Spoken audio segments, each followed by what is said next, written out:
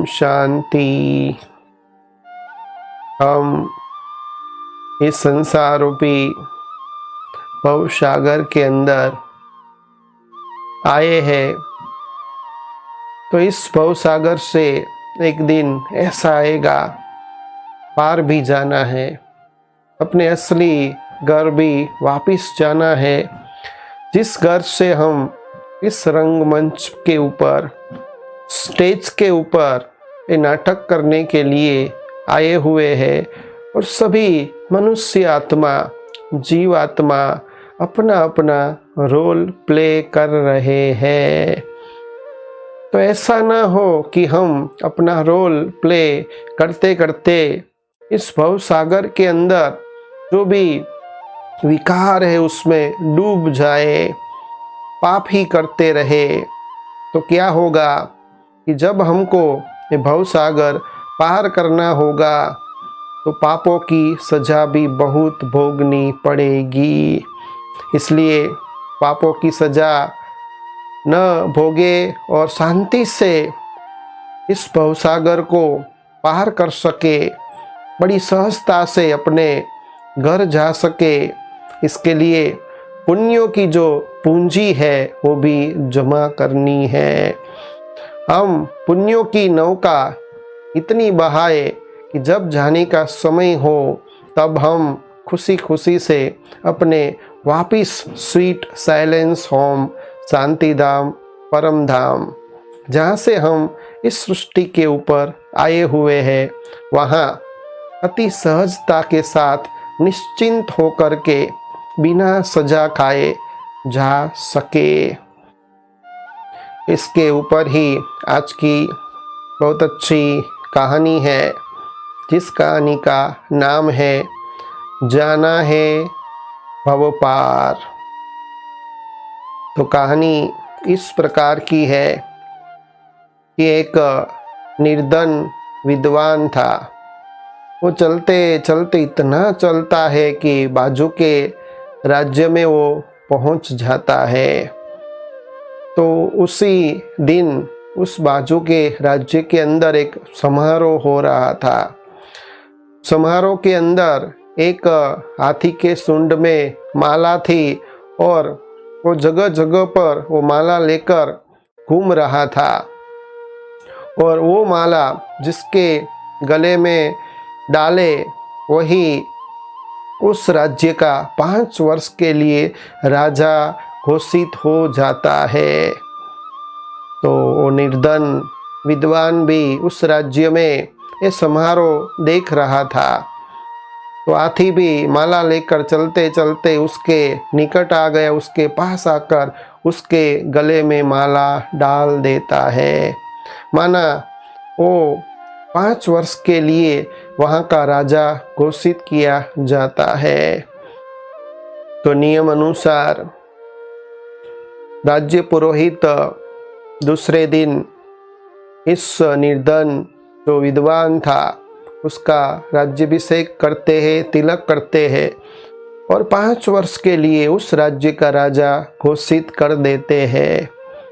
लेकिन उसको एक नियम भी सुनाते हैं कि 5 वर्ष के बाद आपको इस राज्य के नियम अनुसार एक नदी है, उस नदी के अंदर बहुत ही मगरमच्छ है, घड़ियाल है, उस नदी में आपको छोड़ा जाएगा। और फिर अगर आप अपनी ताकत से उसके साथ लड़ कर के बाहर निकल गए तो उस नदी के उस पार बहुत ही सुंदर गांव होगा और आप अपने जीवन को बचा सकेंगे, लेकिन वापिस आपको इस राज्य में आने नहीं दिया जाएगा। तो ये जब नियम सुनता है, वो निर्धन विद्वान जो राजा बन गया था थोड़ा थिरकता है, चिंता भी होती है, लेकिन उसको एक दिलासा भी होता है कि 5 वर्ष मेरे पास है, कोई ना कोई उपाय मैं कर लूँगा। तो 5 वर्ष के लिए वो निर्धन जो विद्वान था वो राजा बन जाता है। तो 5 वर्ष के दरमियान वो प्रजा का जो दिल है वो जीत लेता है। प्रजा भी उसके कार्य से बहुत ही खुशहाल थी और वो प्रजा वत्सल राजा बन जाता है। फिर जब 5 वर्ष पूरा होता है तो नियम अनुसार पुरोहित आता है और उनको कहता है कि अभी आपको उस नदी के पास ले जाएंगे और फिर आपको नदी पार करनी होगी।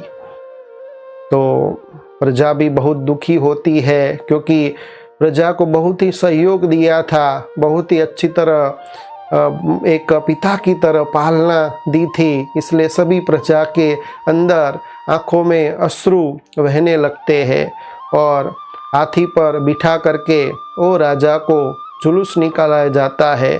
और जब जुलूस पूरा होता है और नदी के पास जब वो राजा हाथी से नीचे उतरता है तो सभी प्रजा को देखता है, सभी के आँखों में आंसू थे और नदी में जाते पूर्व सभी को कहता है कि आपने जो इस राज्य के अंदर ये जो 5 वर्ष का नियम बनाया है और नदी फिर पार करनी होती है और फिर उस पार जाना है, फिर आप इस तरफ आने नहीं देते हैं। नियम को मैं सम्मान करता हूँ, लेकिन ये निर्मम जो नियम है मेरे जाने के बाद अवश्य ही आप चेंज करें, इसके ऊपर अवश्य ही आप विचार करें।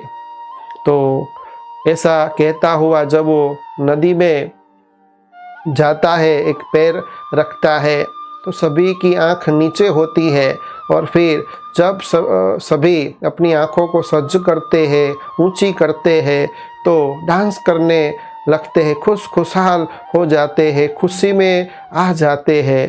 तो ऐसा प्रजा ने क्या देखा जो खुशी में डांस करने लगते हैं।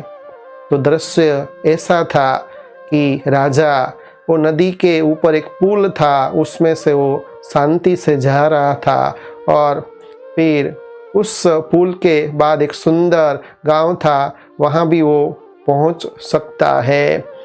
तो ये दृश्य जब देखा तो सारी ही प्रजा खुशहाल हो जाती है क्योंकि 5 वर्ष दरमियान राजा ने ही ये पुल बनवाया था।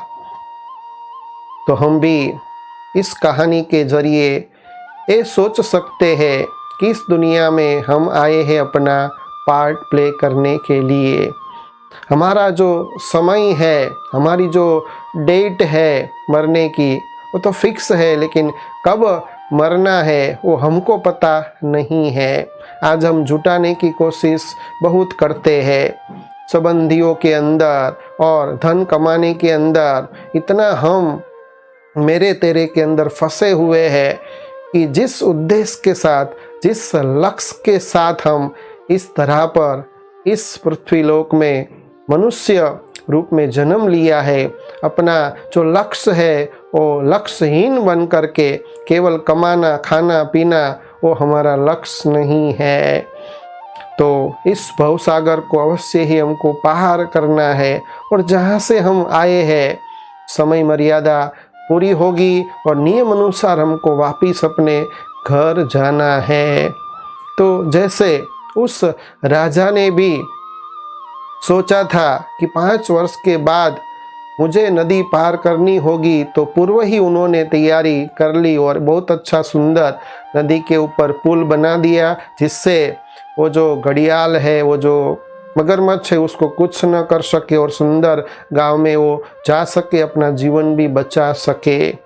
तो हम भी इस भवसागर से जब पार जाना है, जब अपने वतन में जाना है, अपने आत्मा के असली घर में परमधाम में जाना है, तो क्या हमने ऐसे पुण्यों का पुल बनाया है? तो आज से हम अपने आप को पूछे और पुण्य का जो खाता है, जितना आपका बढ़ता जाएगा उतना भवसागर के अंदर जो भी मगरमच्छ है, जो घड़ियाल है, जो ऐसे ऐसे विकार है, वो आपको कुछ भी नहीं कर सकते हैं। सहजता से, खुशी से आप इस पुल को, इस भवसागर को पार कर सकते हैं। इसलिए जितना हो सके पुण्य का जो पुल है आज से, अभी से बनाना शुरू कर दे। अच्छा, ओम शांति।